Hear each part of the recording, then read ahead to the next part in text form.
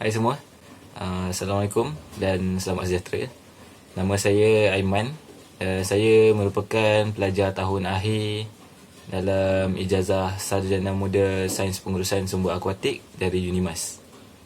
Jadi untuk video kali ni, saya nak berkongsi sikit lah tentang fish migration. Benda ni sebenarnya penting untuk ikan-ikan, tapi kita tak berapa tahu sangat dan kita tak ambil kisah. Sebab apa? Sebab kita tak suka makan ikan. Betul, kita makan ayam je.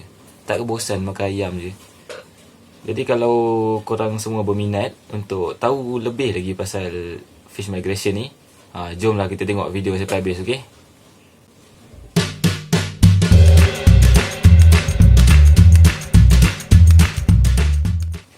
Jadi apa sebenarnya yang saya nak cerita dalam video ni? Okay, first saya akan explain lah kenapa ikan-ikan ni berhijrah dan macam mana cara diorang ni berhijrah.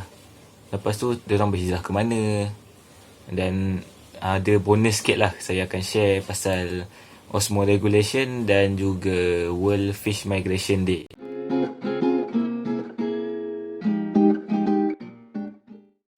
Jadi untuk part yang pertama, kenapa ikan berhijrah? Okay, jawapan dia senang je sebenarnya. Dia berhijrah untuk survival. Yes, untuk survival. Ikan-ikan ni semua berhijrah pergi ke tempat lain untuk cari makanan, untuk membiak, untuk bertelur, untuk lindungi diri daripada suhu yang ekstrim. Semua-semua ni kita boleh cakap dia adaptational punya karakteristik lah supaya ikan tu survive.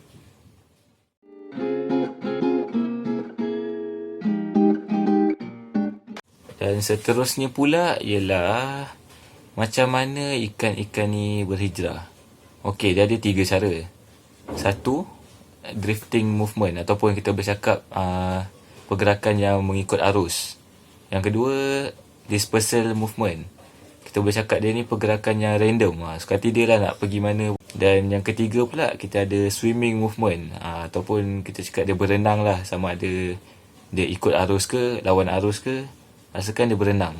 Kita boleh cakap dia ni oriented movement lah. Sebab dia ada hala tuju. Dia ada dia punya goals dia. Dia nak pergi ke mana. Dan dia punya istilah dia pula, kalau ikan tu dia berenang ikut arus, kita akan panggil dia dinatan swimming. Dan kalau dia lawan arus pula, kita akan panggil dia contradan swimming.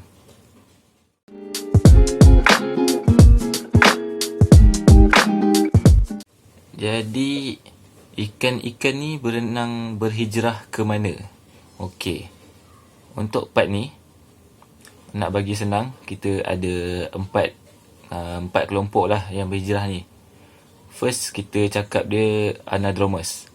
Anadromous ni jenis yang berhijrah dari air masin ke air tawar.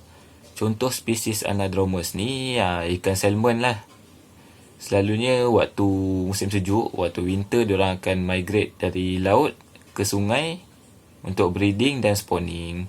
Nanti bila anak-anak diorang ni dah menetas, dah membesar, diorang larilah balik ke laut. Lepas tu cycle ni akan berulang lagi lah.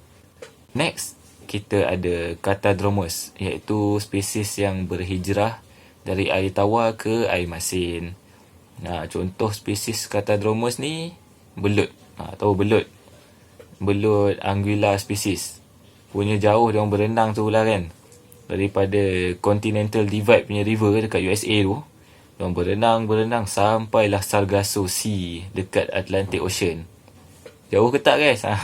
Seterusnya kita ada spesies Potamodromous, iaitu dari air tawar ke air tawar. Dan juga Oceanodromous, iaitu dari air masin ke air masin. Contoh untuk Potamodromous ni ikan keli lah. Manakala untuk Oceanodromous pula ikan tuna, ataupun nama lain dia chicken of the sea.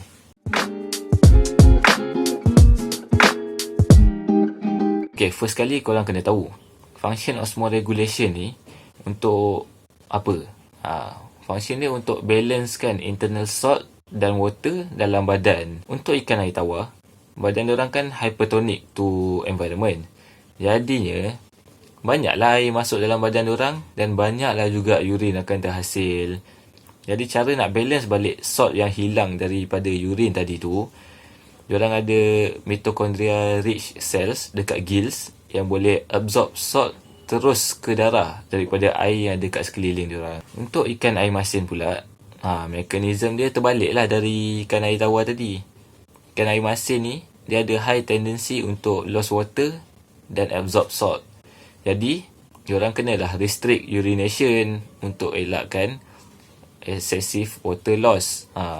Dan kalau ikan air tawar tadi kan dia buang air kan. Ikan air masin ni dia buang garam.